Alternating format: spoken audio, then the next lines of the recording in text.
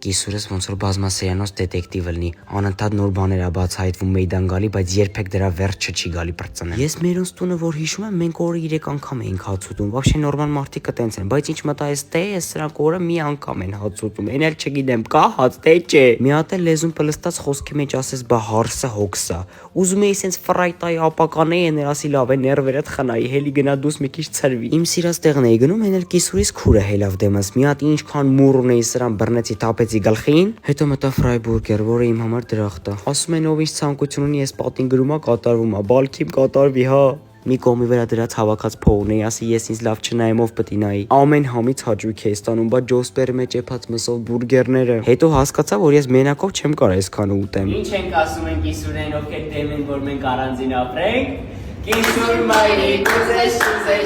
չկա։